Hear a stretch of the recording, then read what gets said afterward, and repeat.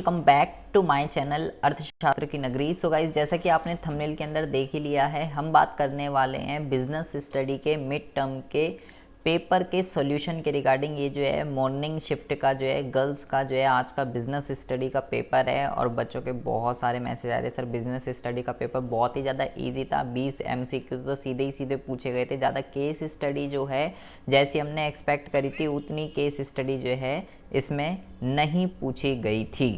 तो फटाफट देखते हैं क्या क्या किसके आंसर हैं, बहुत ही जल्दी इसका सॉल्यूशन हो जाएगा। कह रहा है निम्नलिखित में से कौन सा कार्य नियंत्रण के लिए पूर्वापेक्ष है, मतलब नियंत्रण करने से पहले हमें क्या करना पड़ेगा। ये लीजिए जी, नियंत्रण करने से पहले पूर्वापेक्ष। पूर्वापेक्ष का मतलब क्या होता है। अब देखो भाई, प्रबंध के जो काम होते हैं नियोजन, संगठन, नियुक्तिकरण, निर्देशन, ये सब होते हैं, ठीक है। अब मैं इससे बोलूँ कि भाई इसने पहली लड़की ने नियोजन पे ही लगा दिया। उस पूर्वापेक्ष मतलब नियंत्रण से पहले कौन सा काम होता है, ठीक है। नियंत्रण से पहले तो भाई निर्देशन होगा ना भाई।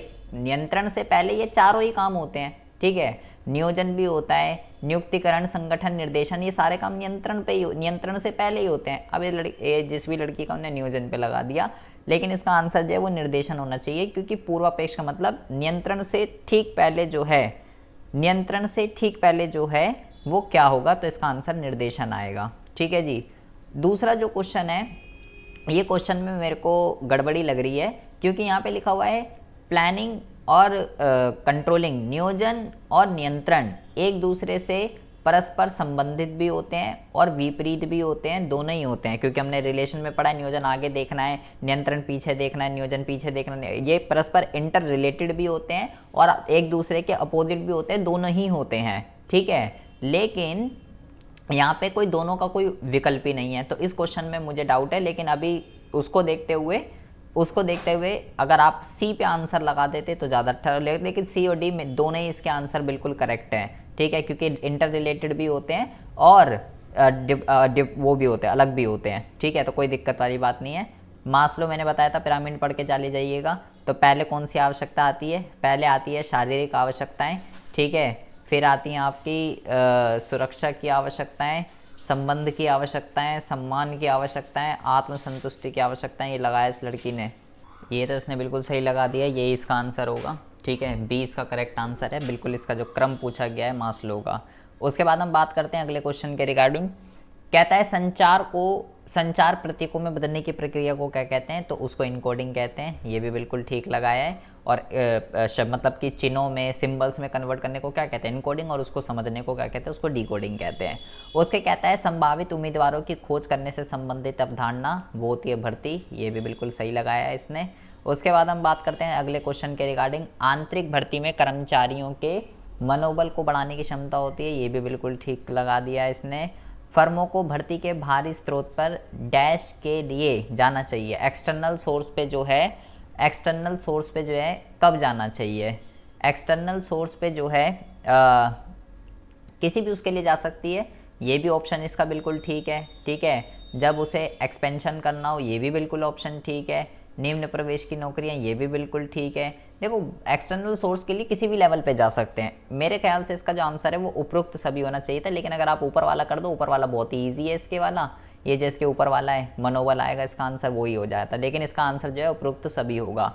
उसके बाद हम बात करते हैं इसका जो आंसर है, रमेश को उसके वरिष्ठों ने 15 दिन में एक योजना बनाने के लिए तैयार किया। उन्होंने 2 अपने अधीनस्थों के साथ कार्य के 2 पहलुओं पर काम करने के लिए कहा, लेकिन एक अधीनस्थ का एक्सीडेंट हो गया, काम पूरा नहीं हो पाया। तो इसके लिए जो है उत्तरदायी, उसने पूछा इसके लिए जो है, इसके लिए जवाबदेही जो है, इसके लिए जवाबदेही कौन है, ठीक है। इसके लिए जवाबदेही जो है वो रमेश ही होगा, ठीक है। रमेश इसका जो है करेक्ट आंसर है, ठीक है। रमेश को काम किसने सौंपा, उसके सीनियर ने। अब रमेश ने आगे 2 उसकी हेल्प ली, वो मैटर नहीं करता उनके सीनियर के लिए। उनके सीनियर रमेश से पूछेंगे आज ही काम हुआ या नहीं हुआ, तो रमेश इसका जो है करेक्ट आंसर हो जाएगा। निम्नलिखित में से कौन सा अक्सर सोपान श्रृंखला के सिद्धांत का पालन नहीं करता है, तो यहाँ पे जो है यहाँ पे जो आपसे पूछा जा रहा है, यहाँ पे जो इसका आंसर आएगा अनौपचारिक संगठन आएगा। ये भी इसने ठीक लगाया बिल्कुल इस लड़की ने, बढ़िया बढ़िया बढ़िया। बाकी सब जो है ठीक है। विकेंद्रीकरण डिलीगेशन का एक्सटेंशन होता है, ये भी बिल्कुल ठीक लगाया है। नियोजन प्रक्रिया के किस चरण में प्रत्येक विकल्प के पक्ष विपक्ष की जांच की जाती है? वैकल्पिक पाठ्यक्रमों का मूल्यांकन। ये भी बिल्कुल ठीक लगाया है, ये भी बिल्कुल ठीक लगाया है। उसके बाद अगले क्वेश्चन में कहता है कि प्रबंध के सभी स्तर पर संस्था के सभी प्रबंध के सभी स्तरों और संस्था के सभी विभागों में नियोजन की आवश्यकता होती है। प्लानिंग की जरूरत हर जगह होती है, तो ये कह रहा है नियोजन की किस विशेषता को दर्शाता है? 10th का जो आंसर है वो है नियोजन सर्वव्यापक है, क्योंकि नियोजन की ज़रूरत जो है वो हर जगह पड़ती है, सभी विभागों में और प्रबंध के सभी स्तर पर। ये भी बिल्कुल ठीक लगाया है, बहुत बढ़िया। उसके बाद हम बात करते हैं अगले क्वेश्चन के रिगार्डिंग। उसके बाद कहता है विमुद्रीकरण की अचानक से घोषणा व्यावसायिक वातावरण की किस विशेषता का एक उदाहरण है? तो इसका जो आंसर है वो है अनिश्चितता। ये भी बिल्कुल ठीक लगाया है, क्योंकि भाई इसके बारे में कुछ भी निश्चित नहीं कहा जा सकता, हमें नहीं पता क्या होगा। भारत में मिनरल वाटर की बोतल की शुरुआत के साथ बिस्लरी भारत में बड़ी बाजार हिस्सेदारी पर कब्जा करने में सक्षम था। उपयुक्त मामले में व्यावसायिक वातावरण कौन से महत्व को उजागर किया गया है? व्यावसायिक वातावरण के महत्व के बारे में आपको जो है बताना है, तो ठीक है, इसका आंसर यही आएगा, प्रथम प्रस्तावक के लाभ। बहुत बढ़िया। क्वेश्चन तो एमसीक्यू तो जो है बहुत ज़्यादा आसान आए हुए थे, ठीक है, बहुत ही ईजिली आप इसको कर सकते हो। प्रबंध के सिद्धांतों के उल्लंघन के आधार पर निम्नलिखित को सम्मिलित कीजिए। प्रबंध के सिद्धांतों के उल्लंघन के आधार पर निम्नलिखित को सुमिलित कीजिए। तो हमें यहाँ पे बताना है कि किसके साथ मैचिंग करनी है, मेरे ख्याल से इसके अंदर, हाँ जी मैचिंग करनी है। तो हमें यहाँ पे ये बताना है, देखिए ज़रा पहले का ही देख लेते हैं। वरिष्ठों के बीच संघर्ष जो है कब उत्पन्न होता है? वरिष्ठों के बीच संघर्ष तब उत्पन्न होता है जब आदेश की एकता का पालन जो है वो नहीं किया जाता। नीचे वाले के साथ ही मिलाइए, ठीक है, या तो ये या तो ये। तो पहले का तो भाई आंसर 4 ही होगा, ठीक है। उसके बाद है बी, श्रमिकों और प्रबंधकों के बीच खराब संबंध कब होंगे? बी, श्रमिकों और प्रबंधकों के बीच खराब संबंध कब क्रिएट होते हैं? तो कब क्रिएट होते हैं? जब कर्मचारियों का पारिश्रमिक है, व्यवस्था का सिद्धांत, और दूसरा जो है और है आदेश की एकता। पहला या दूसरा? अच्छा, इसका आंसर जो है आप दूसरे पे ही लगाइए, ठीक है। समय और प्रयास की बर्बादी, इसका आंसर ये आएगा, ठीक है। और रही बात ये, इसका आएगा ये, ठीक है। तो इसका जो करेक्ट आंसर है वो आएगा ये इसका करेक्ट आंसर है। 4123, ये इसका करेक्ट आंसर है 13 का, ठीक है जी। उसके बाद हम अच्छा क्वेश्चन है वो। उसके बाद हम बात करते हैं अगले क्वेश्चन के रिगार्डिंग, ठीक है। बहुत बढ़िया, इसने सही लगाया आंसर 4123, बहुत बढ़िया, इंटेलिजेंट लड़की है। कौन सा प्रबंध के सिद्धांत दोहरी अधीनता को रोकता है? दोहरी अधीनता को रोकता है। तो दोहरी अधीनता का, ठीक है, आदेश की एकता आ जाएगा इसमें, यूनिटी ऑफ कमांड। पेशे में प्रवेश करने के लिए एक व्यक्ति को पंजीकृत संस्थाओं द्वारा आयोजित निर्दिष्ट परीक्षा को पास करके डिग्री प्राप्त करनी होती है। पेशे की कौन सी विशेषता प्रकट की जा रही है? तो यहाँ पे जो आएगा इसका आंसर क्या कहते हैं, ये आएगा ना, यहाँ पे पहला इसका ए आंसर होगा इसका, ठीक है। डिग्री मैंडेटरी है ना भाई, डिग्री लेना जरूरी है, बिना डिग्री के अवरोधित प्रवेश, रिस्ट्रिक्टेड एंट्री की बात हो रही है यहाँ पे, रिस्ट्रिक्टेड एंट्री, ये ने गलत लगा दिया है, ए आंसर आएगा इस वाले का। उसके बाद हम बात करते हैं अगले क्वेश्चन के रिगार्डिंग। अगला जो क्वेश्चन है, कह रहा है एपेक्स लिमिटेड के निर्देशक सचिन फर्नीचर निर्माण में लगे हुए ने समाज के विशेष रूप से वंचित वर्ग के लिए 1/3 सीटें आरक्षित करने का फैसला किया है। तो ये तो बहुत इजी क्वेश्चन है, सामाजिक उद्देश्य की यहाँ पे बात कर रहा है। एमएसएस लिमिटेड एयर कंडीशनर के संयोजन में लगी हुई एक बड़ी कंपनी है। हाल ही में कंपनी ने समय और गति अध्ययन किया था, तो उन्होंने निष्कर्ष निकाला कि कर्मचारी औसतन एक दिन में 10 एयर कंडीशनर असेंबल कर सकता है। उनका एक दिन में कंपनी का टारगेट जो है 1000 एयर कंडीशनर असेंबल करना है। कंपनी लेबर टर्नओवर और अनुपस्थिति को कम करने के लिए आकर्षक भत्ते प्रदान कर रही है कि भाई छुट्टी नहीं लेनी है, एब्सेंट नहीं लेनी है, आपको पैसे दिए जाएंगे इस चीज़ के एक्स्ट्रा।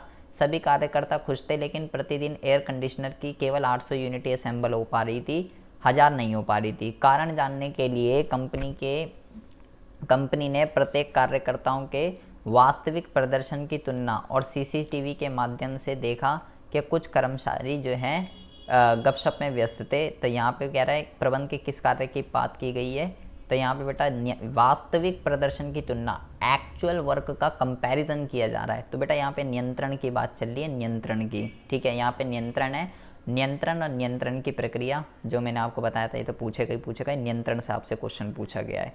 उसके बाद है आपका अगले क्वेश्चन के रिगार्डिंग, भर्ती के आंतरिक स्रोतों की तुलना में बाह्य स्रोत बेहतर होते हैं। तो यहाँ पे आपको बेटा बाह्य भर्ती के लाभ आपको बताने कि एक्सटर्नल क्यों हायरिंग करनी चाहिए। उस प्रक्रिया का नाम बताइए और व्याख्या करें जो नौकरी के लिए संभावित उम्मीदवारों को खोजने में मदद करती है। तो ये जो क्वेश्चन है आपसे भर्ती से पूछा गया है, भर्ती के बारे में आपको जो है यहाँ पे बताना है। उसके बाद हम बात करते हैं अगले क्वेश्चन के रिगार्डिंग, ठीक है। अगले क्वेश्चन में कह रहा है अंतरण और विकेंद्रीकरण के बीच में क्या कहते हैं, डिलीगेशन और डिसेंट्रलाइजेशन में डिफरेंस मैंने बोला ही था, आएगा ही आएगा। या आप इसके अलावा ये भी कर सकते थे, अधिकार और उत्तरदायित्व में, ये हमने कल कोई सैम्पल पेपर में भी करा था, प्रवाह इसका कहाँ से कहाँ होता है, ये तो बहुत इजी क्वेश्चन है। उसके बाद हम बात करते हैं, नमन और गोविंद ने व्यावसायिक स्ट्रीम के स्नातक की पढ़ाई पूरी करने के बाद अपनी खुद की जो है ट्रैवल एजेंसी शुरू करने का फैसला किया है, जो कमीशन के आधार पर रेल टिकट और हवाई टिकट जो है बुक करेगी। कमीशन के आधार पर रेल टिकट उन्होंने इंटरनेट के माध्यम से बुकिंग के जो हैं 10 मिनट के भीतर टिकट उपलब्ध कराने के भी सोचा है। उन्होंने अपने प्रोफेसर श्री मेहता के साथ भी इस पर चर्चा की, उन्हें ये विचार पसंद आया। उन्हें सुझाव दिया कि वे पहले व्यावसायिक वातावरण का जो है विश्लेषण करें, जिसमें निवेशक, प्रतिस्पर्धा और अन्य ताकत, सामाजिक, राजनीतिक आदि शामिल होते हैं। उन्हें व्यवसायिक को प्रत्यक्ष और अप्रत्यक्ष रूप से प्रभावित करें। उन्हें तकनीकी सुधार और उपभोक्ता विरायत में बताया गया, और इसलिए जो है ये लड़की ने फिर से गलत वो लगा दिया, ये आ गया यहाँ पे, इसलिए उन्हें पर्यावरण प्रवृत्तियों को अवगत होना होगा और उनके व्यापार प्रदर्शन में बाधा डाल सकते हैं। उन्होंने प्रतिस्पर्धा द्वारा अपने खतरे को ध्यान में रखते हुए योजना बनाने पर जोर दिया ताकि वे स्थिति से प्रभावी ढंग से निपट सके। व्यावसायिक वातावरण के साथ व्यापार संचालन के इस संरेखी के परिणाम से बेहतर प्रदर्शन होगा। तो क्या कह रहा है इसमें, उपरोक्त पैरा में प्रकाशित किए गए व्यावसायिक वातावरण के आयामों को पहचानिए और उनको बताइए। देखिए बेटा, ये तो मैंने पता ही बोला ही था, बिजनेस इन्वायरमेंट के ऊपर आपको जो है क्वेश्चन आना ही आना है, ठीक है। तो बिजनेस इन्वायरमेंट यहाँ पे जो बात की गई है, पहली बात तो यहाँ पे बात की गई है तकनीकी वातावरण की, ठीक है। तकनीकी वातावरण की यहाँ पे जो है बात की गई है, बेसिकली एक तो तकनीकी की तो बात की गई है, ठीक है, तकनीकी तो आएगा ही आएगा यहाँ पे। इसके अलावा यहाँ पे जो बात की गई है, कहता है व्यावसायिक वातावरण का विश्लेषण किया जो उन्हें निवेशक, प्रतिस्पर्धा ताकत, सामाजिक तथा अन्य ताकतें जैसे सामाजिक, राजनीतिक आदि शामिल हैं, जो उनके व्यवसाय को प्रत्यक्ष और अप्रत्यक्ष रूप से प्रभावित करती हैं। अच्छा, तकनीकी सुधार और उपभोक्ता वरीयताओं में बदलाव के बारे में। दूसरा आप यहाँ पे सामाजिक वातावरण भी लिख देंगे, ठीक है, तकनीकी वातावरण लिख देंगे। देखो, तकनीकी सुधार, तकनीकी उपभोक्ता के सोच वगैरह के बारे में। सामाजिक वातावरण मतलब उपभोक्ता का टेस्ट, प्रेफरेंस वगैरह किस तरफ जा रहा है, तो सामाजिक वातावरण भी लिख देंगे। और राजनीतिक अगर लिखना चाहो वो भी लिख सकते हो। तकनीकी, सामाजिक और राजनीतिक, ये 3 आप इसके अंदर लिख सकते हो। और कह रहा है उपरोक्त मामलों में नमन और गोविंदा के साथ प्रोफेसर मेहता द्वारा चर्चित व्यावसायिक वातावरण की 2 विशेषताओं का उल्लेख कीजिए, कि ये जो है मेहता इसकी 2 विशेषताओं के बारे में बता रहे हैं। तो वो कौन कौन सी जो है विशेषताएं हैं, तो यहाँ पे आप लिख देंगे भारी शक्तियों की संपूर्णता, एक तो ये विशेषता के बारे में बता रहे हैं, और एक दूसरे से संबंधित एक इस विशेषता के बारे में बता रहे हैं मेहता जी, कि भाई इसको समझना बहुत ही ज़्यादा ज़रूरी है, आपके बिजनेस को इफेक्ट करते हैं, भारी शक्तियों की संपूर्णता है। उसके बाद हम बात करते हैं अगले क्वेश्चन के रिगार्डिंग। ये पूरा पन्ना आपका सैम्पल पेपर से आया है। नियोजन और नियंत्रण के बीच में घनिष्ठ संबंध है, पूरा सैम्पल पेपर का क्वेश्चन है, कल ही हमने करा है। और ये पूरा का पूरा सैम्पल पेपर का क्वेश्चन है कि व्यावसायिक उद्यमियों के लिए, शायद मैंने जो पेपर कराया था उसका क्वेश्चन है। व्यावसायिक उद्यमों के लिए व्यावसायिक वातावरण को समझना क्यों महत्वपूर्ण है। देख लीजिए कितने क्वेश्चन भरे पड़े हैं बिजनेस इन्वायरमेंट के ऊपर। इसमें बिजनेस इन्वायरमेंट का महत्व बताना है और उसमें प्लानिंग और कंट्रोलिंग में रिलेशन बताना है, जो मैं बोलता आएगा ही आएगा, फिक्स है। इसमें व्यावसायिक वातावरण क्या होता है और इन दो विशेषताओं को बताना है। पूरा क्वेश्चन देख लीजिए, व्यावसायिक वातावरण, आयाम, महत्व, विशेषताएं, पूरा भरा पड़ा है। उसके बाद कहता है कि अन्नु प्रकाशन के क्षेत्र में एक जाना माना चेहरा है। वह अपने व्यवसाय की सफलता का श्रेय व्यवसाय प्रबंधन में अपनी शिक्षा और प्रमापित प्रबंधन सलाहकारों की अपनी टीम को देती है। इसलिए वह अपने दोनों बच्चों श्रेया और दर्शिल को विदेश भेजने का फैसला करती है ताकि वह विशेषज्ञता के अपने व्यक्तिगत क्षेत्रों में व्यवसाय प्रबंधन के लिए डिग्री हासिल कर सकें। उन्हें लगता है कि दुनिया भर में एक अध्ययन के रूप में प्रबंधन उल्लेखनीय वृद्धि हुई है, लेकिन फिर भी इसमें कुछ कारणों से पूर्ण पेशा नहीं माना जा सकता। तो हमें यहाँ पे क्या बताना है भाई, हमें इस पैराग्राफ को पढ़ के यदि अन्नु प्रबंधन को एक अध्ययन के रूप में मानती है तो कारण की पहचान करें। बहुत सारे साहित्य उपलब्ध हैं। ये एक कुशल गतिविधि है, नियमित अभ्यास की आवश्यकता है। आचार संहिता, a lot of literature is available. It is a skillful activity, require regular practice, has a code of conduct. बेटा मुझे इसमें जो है डाउट है, अभी मुझे इसका क्या कह रहा है। यदि अन्नु प्रबंधन को एक अध्ययन के रूप में मानती है, इफ़ अन्नु consider management as a discipline. अच्छा, तो इसका जो आंसर है बेटा वो आचार संहिता आएगा, क्योंकि डिसिप्लिन के अंदर मतलब जो रूल एंड रेगुलेशंस बने हुए हैं, तो वो rule and regulation code of conduct होता है। इसका आंसर कोड ऑफ कंडक्ट आएगा, ये गारंटीड है, कोड ऑफ कंडक्ट आएगा। ठीक है। अच्छा, उसके बाद क्या कह रहे हैं अन्नू जी, उपरोक्त मामले में प्रबंधन की अवधारणा को पहचानिए। अरे यार, इसने यहाँ प्रबंध के पेशे के बारे में बात की गई है ना यहाँ पे, तो उपरोक्त मामले में प्रबंध की अवधारणा पेशे के बारे में यहाँ पे जो है बताया गया है। पेशे के बारे में तो बताया गया था जी, और किसके बारे में बताया गया था? नहीं, उसने बोला थियोरेटिकल नॉलेज की ज़रूरत है। एक मिनट रुको ज़रा।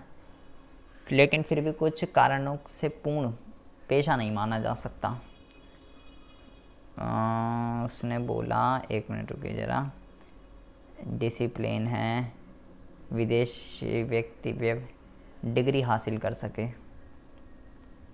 मेरे को बेटा इसका आंसर पेशा लग रहा है, लेकिन इस लड़की ने इसका आंसर पेशा आएगा। वैसे पेशा, डिग्री वगैरह पेशा है इसका आंसर, ये नहीं है।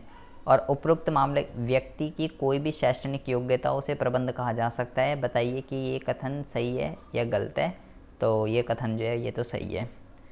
एक पेशे के रूप में प्रबंध की विशेषताओं की पहचान के लिए ये आएगा, कौन सी विशेषता उस पर एप्लीकेबल होती है? परिभाषित ज्ञान का समूह, ये वाली विशेषता एप्लीकेबल होती है। ए इसका आंसर है। पूरा पैराग्राफ बेटा पेशे के ऊपर है, तो उस लड़की ने, मेरे को समझ नहीं आ रहा वहाँ पे क्यों लगा दिया। कला के रूप में पेशा ही आएगा इसका आंसर। ठीक है। और ये कथन जो है ये बिल्कुल सही है। उसके बाद हम बात करते हैं अगले क्वेश्चन के रिगार्डिंग। फ्रांस के एक नामी कॉलेज के फैशन डिज़ाइनिंग से स्नातक करने के बाद अदिति ने कोलकाता में जो है एक पॉश मार्केट में एक बुटीक खोला है। उसने कार्य को छोटी इकाइयों में विभाजित किया और प्रत्येक कर्मचारी को कार्य की कुशलता करने के लिए अच्छी तरीके से प्रशिक्षित किया। सेल्स पर्सन को अधिकतम 5% की छूट देकर एक खरीदार के साथ सौदा बंद करने की अनुमति है, जबकि कोई और छूट देने का निर्णय अदिति के पास। ये फाइनल डिसीजन अगर उससे कोई ज़्यादा मांगता है वो अदिति लेगी। उसके व्यावसायिक उद्यम के पहले दौर में कर्मचारी को अतिरिक्त घंटे काम करने के लिए कहा जाता था। उसके व्यावसायिक उद्यम के पहले दौर में कर्मचारियों को ज़्यादा अतिरिक्त घंटे काम करने के लिए कहा जाता, बदले में उन्हें 1 साल के भीतर विशेष प्रोत्साहन देने का वादा किया था। इसलिए अब व्यवसाय अच्छा चल रहा था। उसने अपने कर्मचारियों को बोनस देकर अपनी प्रतिबद्धता का सम्मान किया। उसने अपने कर्मचारियों को ये भी निर्देश दिया कि ऊपर से नीचे तक संचार आदेश की आधिकारिक पंक्तियों का पालन करना चाहिए। हालांकि जब वह कर्मचारियों के बीच संघर्ष को सुलझाने की बात करती है तो वह अपनी महिला कर्मचारियों के प्रति अधिक पक्षपाती हो जाती है। बहुत बढ़िया जी, बहुत ही आसान सा, बहुत ही ईजी सा वो है। अदिति ने कार्य को छोटी इकाइयों में विभाजित किया और प्रत्येक कर्मचारी को तो बेटा यहाँ पे कार्य विभाजन की बात हो रही है, ठीक है, इसका आंसर आएगा कार्य विभाजन।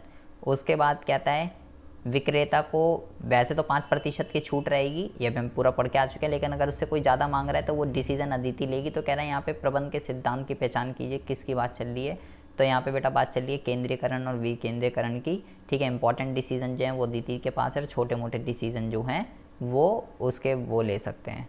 उसके बाद कह रहा है इसलिए जब वह व्यवसाय चल रहा था अपने कर्मचारियों को बोनस देकर वो कर देती है। तो यहाँ पे प्रबंध के किस सिद्धांत के बारे में बात की गई है, तो यहाँ पे बेटा कर्मचारियों के पारिश्रमिक की यहाँ पे बात की गई है।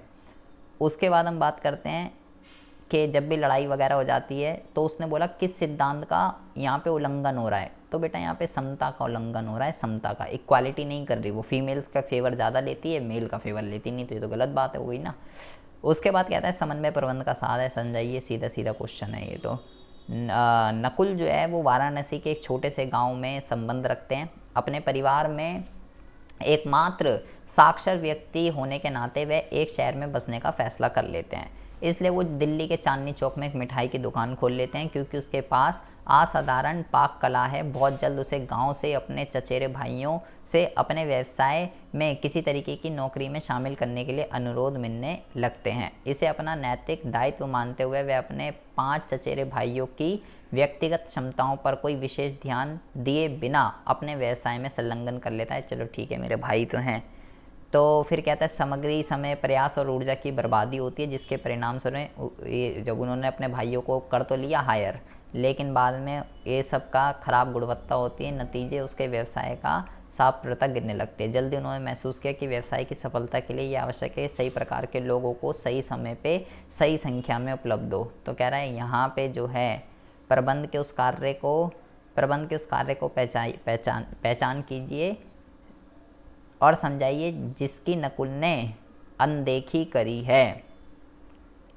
प्रबंध के उस कार्य को पहचानिए और प्रबंध के, और यहाँ पे जो है, तो यहाँ पे जो है क्या कहते हैं क्या कहते हैं यहाँ पे जो है बेटा ये नियुक्तिकरण से आपसे क्वेश्चन पूछा गया है। पहले में नियुक्तिकरण आएगा, स्टाफिंग की यहाँ पे बात करी है उसने, ठीक है, और नियुक्तिकरण का यहाँ पे जो है नियुक्तिकरण का महत्व जो है यहाँ पे आपको लिख देना। मतलब उन्होंने क्या करा, 5 बंदे जो हैं अपने चचेरे भाइयों को बुला दिया, बुला के उन्हें हायर करवा लिया, काम स्टार्ट कर दिया। तो भाई स्टाफिंग जो हमें करनी चाहिए ना, बहुत ही स्टाफिंग जो है हमें जब करनी चाहिए तो बहुत ही सही समय पर करनी चाहिए। जल्दी उन्होंने महसूस किया व्यवसाय के सही प्रकार के लोगों को सही समय पे सही संख्या पे, मतलब सही बंदा सही काम पे लगना चाहिए, ठीक है। या तो स्टाफिंग है, यहाँ पे स्टाफिंग तो करी है उसने, लेकिन हाँ स्टाफिंग ही है बेटा। इस आप यहाँ पे जो है, एक मिनट रुकिए ज़रा, क्या कहते हैं यहाँ पे आप जो है अगर आप जो है यहाँ पे अगर आप स्टाफिंग लिखेंगे, हाँ यहाँ पे आप स्टाफिंग ही आएगा, ठीक है, स्टाफिंग आप यहाँ पे लिख देंगे, कोई दिक्कत नहीं है। स्टाफिंग और स्टाफिंग का महत्व यहाँ से आपसे पूछा गया है। उसके बाद आया अगले क्वेश्चन के रिगार्डिंग, सीधा सीधा देख लो फिर लो, व्यावसायिक पर्यावरण के 4 आयाम, मतलब पूरा पेपर में भरा पड़ा है, डीमोनेटाइजेशन की 4 विशेषताएं। बहुत आसान क्वेश्चन था, बहुत इजी क्वेश्चन था। संगठन की प्रक्रिया बताया था, किस्मत खराब क्वेश्चन है, आ जाएगा, आ गया, किस्मत तो खराब है ये आपकी, सीधे सीधे क्वेश्चन है ये तो, ठीक है जी, जबकि 6 नंबर का वो है नहीं। विकेंद्रीय शब्द की व्याख्या करें, व्यावसायिक गतिविधियों में इसके महत्व को बताइए, बताया था, आएगा ही आएगा। डिसेंट्रलाइजेशन और उसके महत्व 6 नंबर में, कम्युनिटी टैब पे भी देख लीजिएगा, सीधा सीधा। टेलर के सिद्धांतों की व्याख्या कीजिए, मतलब सीधे सीधे क्वेश्चन है, हलवा पेपर बिल्कुल। क्रियात्मक फॉरमैनशिप, कुछ करना ही नहीं है, सीधा हलवा क्वेश्चन। कम्युनिकेशन की बाधाएं, ये मैं इसलिए नहीं बता रहा, सीधा सीधा क्वेश्चन है तो आप सीधे सीधे लिख सकते हो, ये सब सीधे सीधे क्वेश्चन है, सीधे सीधे, ठीक है। और 31वें क्वेश्चन में क्या कह रहे हैं, योजना से फर्म को, यहाँ पे नियोजन के लाभ लिख देंगे, यहाँ नियोजन के लाभ लिख देंगे। और ये क्या कह रहे हैं, उपरोक्त मामले में चर्चित योजना के प्रकार की पहचान करते हुए क्या कह रहा है भाई, एक ऑटो कंपनी सी लिमिटेड बाजार में अन्य नए और मौजूदा खिलाड़ियों से बढ़ती प्रतिस्पर्धा के कारण एक ऑटो कंपनी सी लिमिटेड बाजार में अन्य नए और मौजूदा खिलाड़ियों की बढ़ती के कारण बाजार हिस्सेदारी में गिरावट की समस्या का सामना कर रही है। इसके प्रतियोगी बड़े पैमाने पर उपभोक्ता के लिए कम कीमत वाले मॉडल पेश कर रहे हैं जो कीमत के प्रति संवेदनशील है। गुणवत्ता के प्रति जागरूक उपभोक्ताओं के लिए कंपनी अतिरिक्त सुविधाएं और नई तकनीक प्रगति के साथ नए मॉडल जो है वो पेश कर रही है। तो हमें यहाँ पे बताना है प्लान का टाइप, किस प्लान की जो है यहाँ पे बात चल रही है। तो यहाँ पे अगर हम बात करते हैं प्लान्स के टाइप की, नियोजन के प्रकार की, तो यहाँ पे जो है यहाँ पे आप लिखेंगे एक मिनट, यहाँ पे आप लिखिए ज़रा, यहाँ पे आप जो है एक स्ट्रैटेजी, तो मुझे यहाँ पे नहीं लग रहा है, एक मिनट रुकिए, एक मिनट रुकिए ज़रा बेटा। इसका जो आंसर है वो आएगा पद्धतियाँ, मेथड इसका आंसर है। ठीक है, मैंने देख लिया है, मेथड आएगा, बुक के अंदर लिखा हुआ है मेथड। ठीक है, जिससे आपकी कॉस्टिंग कम से कम आए वो है मेथड। मेथड इसका आंसर है। प्लान का टाइप और नियोजन की 4 लाभ लिखने हैं। बहुत ही हलवा, बहुत ही ईजी, इतनी कोई टफ केस स्टडी नहीं थी। आई होप आपका पेपर जो है बहुत ही बढ़िया गया होगा। कमेंट बॉक्स में कमेंट करके मुझे ज़रूर बताइएगा। वीडियो अच्छी लगी है तो प्लीज़ इसको लाइक करके ज़्यादा से ज़्यादा शेयर कर दीजिएगा। चैनल को सब्सक्राइब नहीं किया है तो चैनल को सब्सक्राइब कर लीजिएगा। मिलते हैं अगले पेपर में।